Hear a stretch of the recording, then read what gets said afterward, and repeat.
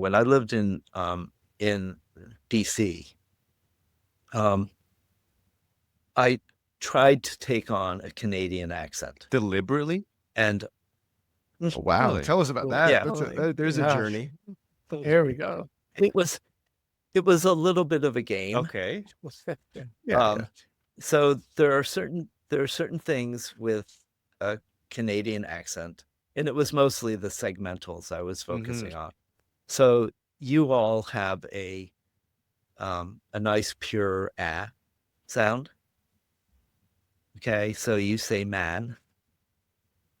I don't. I say man. Um, but I can do that pure a. I do it in some words anyway, and I can mix it up. You have Canadian raising, so you take in BC or in Vancouver, you take the Sky Train, not the Sky Train like I would do, or you have the out and about or Oh yeah. right. things like that. And I can do those too. And you say sorry, A lot. where I Yes, we say do. sorry. Yeah. So Canadian English has that rounded vowel, the aw. I have it, but I don't use it all the time. When you say you have it, like you mean like in your repertoire, like you have it, it's Yeah. available if you are conscious about it. No, No. I do it. Yeah. Oh. So, um, so the man's name and the woman's name, Don and Dawn, I distinguish them. So the man is Don, the woman is Dawn. Mm. Okay. Okay. Canadian English won't distinguish them by and large. You'll say something that's closer to Dawn, mostly. And where I live now, people say Dawn for both. Oh, But I grew up in Chicago, so I have them both. interesting. And that was the hardest one for me to do in um, in a Canadian accent because I had to use the aw, the sorry sound, Hmm. the tomorrow sound everywhere. And it kind of, I struggled to do it, even though I had the sound. So I think that was an identity issue that for some reason Hmm. that one got me. Very Yeah. interesting. I Totally. So okay. Huh. I didn't try your melody and I it's funny thing. because you wrote a paper on identity and you were Mhm. talking about individual differences in language learning and I think you were talking about, I'm trying to remember, there was yes, that many of the learners in that study that you did, they didn't see a connection. I think I remember the name of the paper. Hold on. It was the learner's view of social issues in pronunciation learning. And there was a very specific part Mhm. there that I was like, I need to ask John this question. And you just talked about identity. So in your journey to a Canadian accent, many of the learners in that specific study, they didn't really see a strong connection between their pronunciation and their identity. I think my Mhm. question to you then is, how do you think, or perhaps, yeah, how do you think that an awareness or a stronger understanding of this connection could have an impact on their motivation to learn the language and even to the approach to pronunciation learning? Because I feel like a lot of students don't make that connection. I think they don't know. So this was that 2014 paper I think you were talking. Yes. Um, and students don't usually think of pronunciation as really a big part of their identity, especially when they're already adults. Hmm. I think when you were giving your story about yourself with the American accent, Catching. Yeah. Being caught. um, Yeah. it you were probably a teenager. Yeah. Yeah. Okay. And as a teenager, you're really focused on identity Mm-hmm. That's true. because you have groups that you want to be part of, and language is one of the ways that people decide whether you are an okay part of the group. Yes. As adults, it drops off a little bit, and so I think a lot of the students that we talk to um, found the idea that pronunciation was a strong part of their identity to be kind of silly. A lot of them were Chinese, and they had a very strong feeling that they're Chinese. They knew they were Chinese. They would be Chinese no matter what they sounded Mm. like.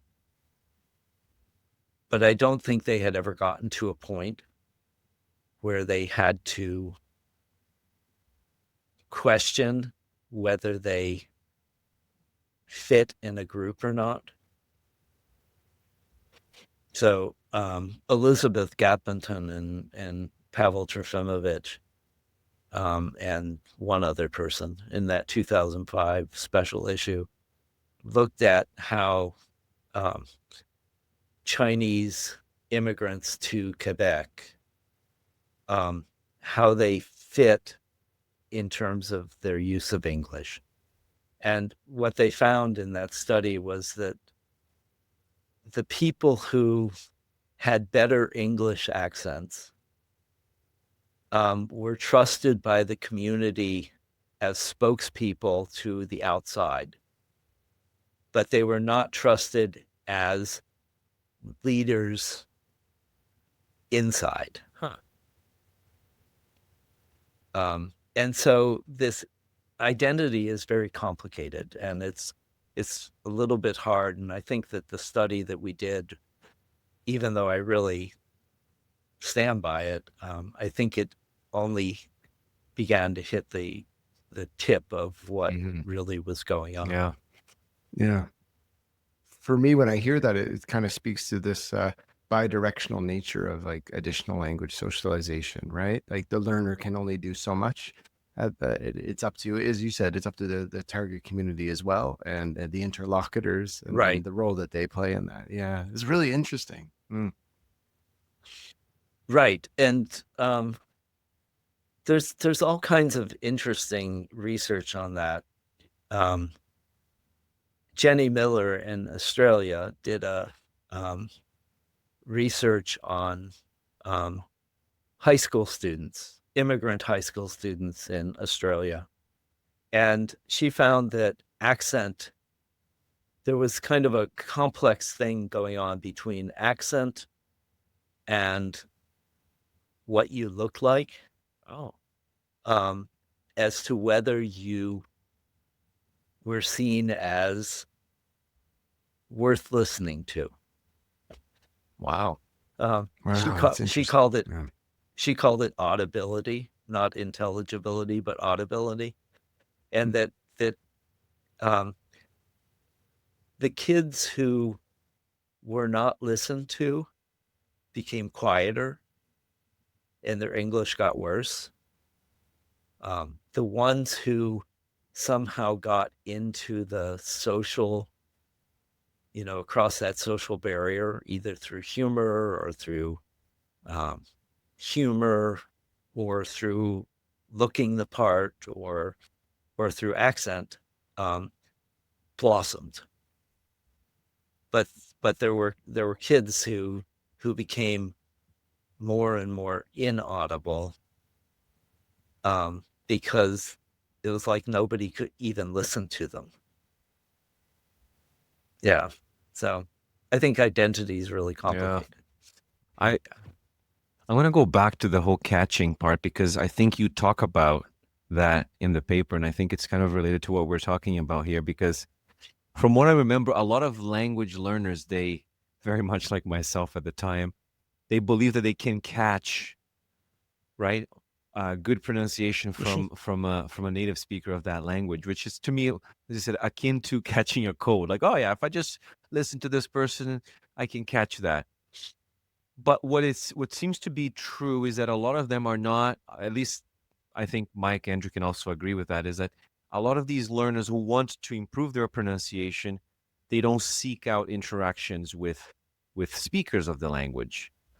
And a lot of them, I would argue, and you said this in the paper too, a lot of them seem to undervalue the role of effective teaching and improving pronunciation. I think, what are your thoughts on that? Like, what can learners do in terms of learning to engage more and working on their pronunciation, and specifically for language teachers? So maybe we can speak more about that.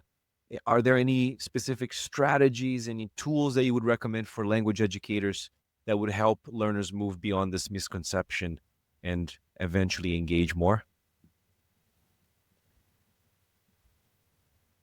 I think I think part of it is just you have to engage, Mhm. even though you're not ready, even though you're scared that you're not going to be understood. That to some extent it's like a little bit like riding bicycle. You have to get out there and try it. I think from a teacher's point of view, if you can help students understand that um, there are certain things that are going to make a difference and other things that just aren't that important. Um,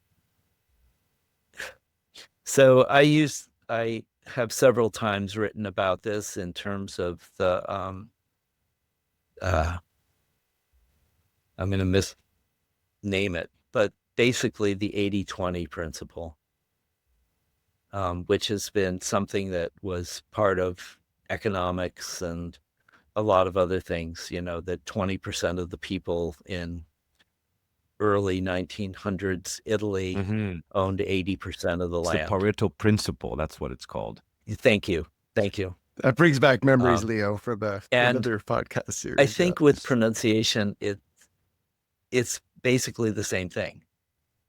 That about 20% of the problems that any person has are going to make about 80% of the difference in terms of um, them being more successful in communicating. And the other 80% you just don't need to do anything about. Okay.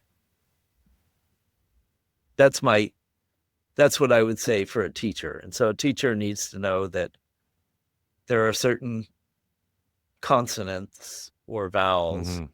that make a big difference. And there are others that just don't. Right. And you wrote about that, Um, John. I think the word yeah, that, I think if I'm connecting the dots correctly here, you call them high value pronunciation features. right. You actually have read more than my students have. I like to do my homework. I'll be honest. I learned so much when we have new guests. It's a PhD in my own terms, because I'm learning from different fields. I'm just doing a little bit of everything. But I'm interested that you said that, because in that specific paper that you wrote, you were talking about these things that make a difference, the 20% that amounts to that 80.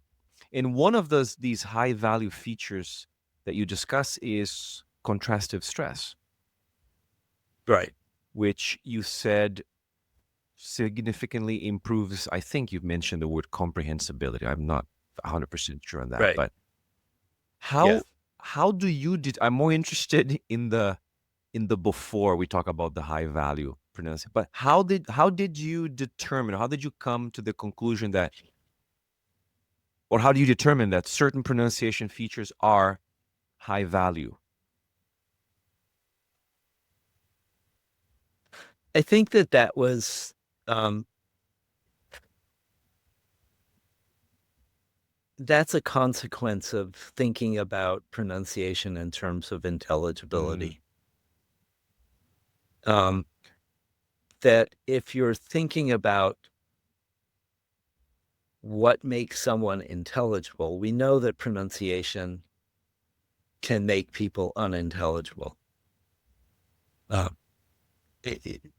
All you have to do is interact with somebody who has a different pronunciation, and you know that something's just get in the way. They just kind of freeze you. And in the field, we've talked about this for a long time, that Jennifer Jenkins again argued that the TH sounds in English just weren't important. They weren't worth working on, even though they make English. Right. And then there are other things like, the infamous L and R for Japanese speakers, that cause trouble all the time. And so you start to question, what is it about L and R that's different from th and f?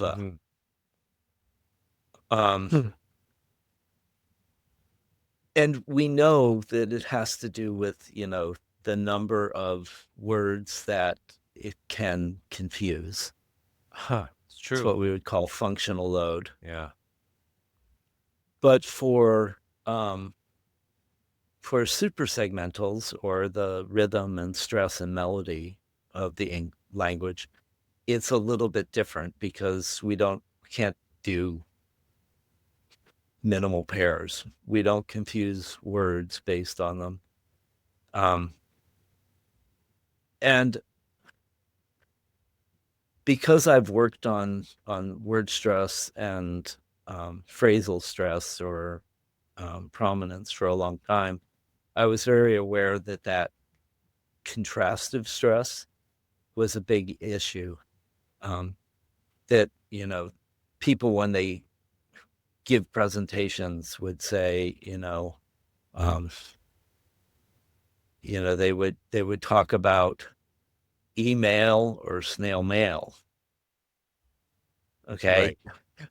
And what you hear is mail, right? Because we kind of clue into those prominent words. And when you hear it the same way, your brain just kind of fries a little bit. And so we had done some studies on contrastive stress, but we did it with high level learners. And so we were playing with, can we take this down and go to kind of low intermediate learners of English? And then we had to change our methodology. But it was an interesting study, because when you ask learners to use this kind of contrastive prominence to call attention with their voice to the things that they're comparing, it makes a big difference. And that was where I think the high value pronunciation features was just a term that I came up with to kind of go beyond the functional load issues for segmentals, and move to other areas, to name the 20%. Right. We seem